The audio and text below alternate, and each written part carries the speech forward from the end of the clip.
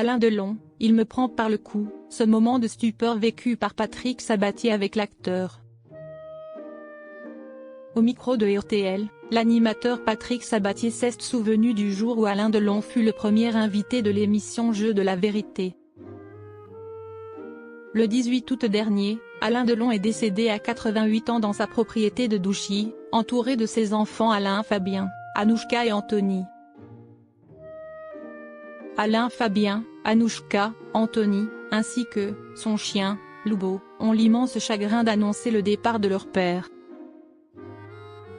Il s'est éteint sereinement dans sa maison de Douchy, entouré de ses 3 enfants et des siens. Sa famille vous prie de bien vouloir respecter son intimité, dans ce moment de deuil extrêmement douloureux, peut-on lire dans le communiqué transmis par l'agence France Presse. Alain Delon, premier invité du Jeu de la vérité avec Patrick Sabatier. Depuis cette triste nouvelle, l'acteur a laissé un grand vide autour de lui. Ce samedi 12 octobre, dans l'émission On refait la télé sur RTL, Patrick Sabatier s'est remémoré le jour où Alain Delon fut le premier invité du Jeu de la vérité. Une invitation qu'il a acceptée en mai 1984. Mais n'ayant plus de nouvelles de lui pendant plusieurs mois, l'animateur décide de le rappeler au mois de novembre, à l'occasion de son anniversaire.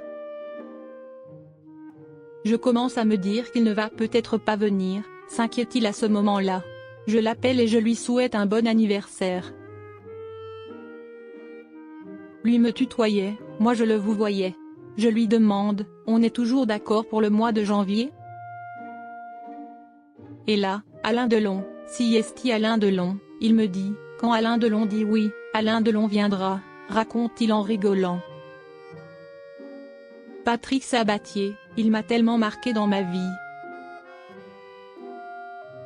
Je l'aimais tellement, glisse-t-il entre deux rires, avant d'ajouter, mais si est vrai, j'ai tellement d'affection, il m'a tellement marqué dans ma vie.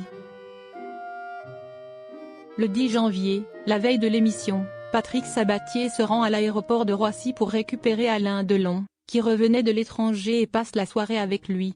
Le 11 janvier, il était sur l'antenne de TF1, précise-t-il. Juste avant le début de l'émission, le journaliste de 72 ans se souvient être seul avec lui, dans les coulisses, à attendre. Tout d'un coup, il me prend par le cou, il se rapproche de moi, je suis à 2 mm de son front et il me dit, on va réussir, on ne peut pas rater. J'entends le générique et on me fait 10 secondes. Et là, au contraire, ça ne m'a pas donné le trac, je me suis dit, on va réussir. Je savais que nous étions deux, qu'il allait m'aider. Et il m'a aidé. Il m'a aidé d'ailleurs toute la vie, jusqu'au bout nous sommes restés extrêmement liés, conclut-il.